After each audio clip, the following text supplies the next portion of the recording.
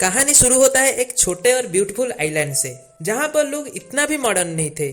उस आइलैंड में कुछ भी नहीं था, लोग पूरा सीधा साधा तरीके से जी रहे थे। उस आइलैंड पहले ऐसा नहीं था, पर एक तूफान के वजह से आइलैंड के नक्शा ही बिगड़ गया। जिस तूफान में बहुत लोग अपने फैमिली को भी गवा दिए, जिसमें 2 बच्चे भी थे, जो इस कहानी की हीरोइन अनस्तासिया और हीरो दामिर है। ये दोनों बचपन से ही अपना फैमिली को खो दिए थे और दोनों हमेशा साथ में खेल कूद के बड़े हुए थे और दोनों एक साथ एक ही घर में एक ही कमरे में रहते थे। जब दोनों बड़े होते हैं, दोनों मिलके उस आइलैंड को सुधारने के काम में जुट जाते हैं। जब मैं उन दोनों बोलूंगा तो आप लोग समझ जाएंगे कि मैं अनस्तासिया और दामिर के बारे में बोल रहा हूँ। तो उन दोनों के पास अपने एक बोट भी था, जिसमें वो दोनों इटली जाते हैं, लोगों का रहन सहन और बाहर की दुनिया कैसा है वो सब देखते हैं। और वो दोनों जब इटली में पहुंचते हैं, वो दोनों देखते हैं कि इटली में लोग पूरा मॉडर्न तरीके से जी रहे थे। वहां पर बहुत बड़ा बड़ा होटल था, जिसके वजह से टूरिस्ट लोग भी आते जाते रहते थे। उनके रहने में कोई प्रॉब्लम ही नहीं होता था। पर अनस्तासिया को एक बाथटब का सख्त जरूरत था, क्योंकि वो अब बड़ी हो रही थी। और मैं पहले ही बता दिया था कि अनस्तासिया और दामिर दोनों एक साथ एक ही रूम में रह रहे थे और वो दोनों छोटे से पूरा साथ में रह रहे थे। तो इसीलिए उन दोनों का साथ में खाना पीना, साथ में नहाना, साथ एक बिस्तर में सोना, सब एक ही साथ होता था। पर जब अनस्तासिया देखती है वो बड़ी हो गई है, तो वो दामिर के साथ नहा नहीं पाएगी, क्योंकि उसको नहाने में शर्म तो आएगी। तो ये तो फैक्ट है। आप भी सोचो, एक नौजवान लड़का और नौजवान लड़की एक साथ नहाएंगे तो क्या खेल हो सकता है। तो अनस्तासिया जब इटली में वो बाथटब देखती है, वो जाके दामिर को उसके खरीदने के लिए बोलती है। पर उनके पास इतना भी पैसा नहीं होता है वो बाथटब खरीद पाए। और दामिर भी अनस्तासिया को ये प्रॉब्लम को समझ पाती है। इसके बाद वो दोनों इटली से अपने आइलैंड को चले आते हैं, जिनको फॉलो करके एक फोटोग्राफर भी उनके आइलैंड को आ जाता है। वो फोटोग्राफर जब अनस्तासिया को इटली में देखता है, वो पूरा उसके ऊपर फिदा हो जाता है।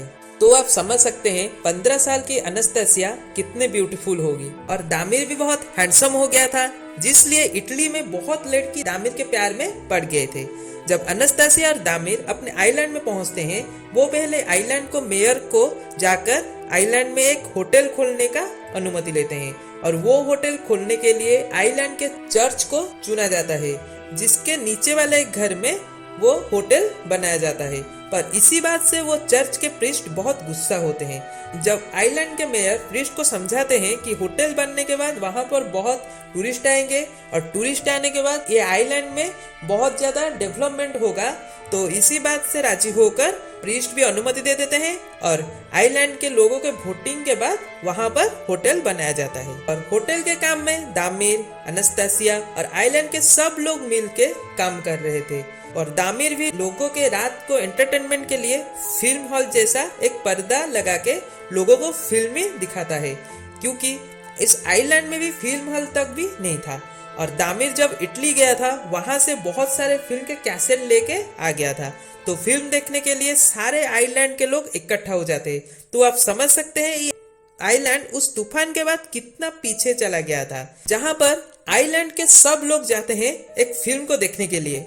आप वहां पर देख सकते हैं उसी फिल्म में जगह पे आइलैंड की आबादी कितनी है, जो बहुत ही कम था। शायद 100 और 200 कुछ लोग होंगे उस आइलैंड में। पर इसी बीच वो जो फोटोग्राफर आया था, वो अनस्तासिया को एक मॉडल बनाने के लिए उसका बहुत सारा पिक्चर भी लेता है। और अनस्तासिया सब काम को छोड़ के मॉडल के जैसा कपड़े पहनकर पिक्चर क्लिक भी करती है।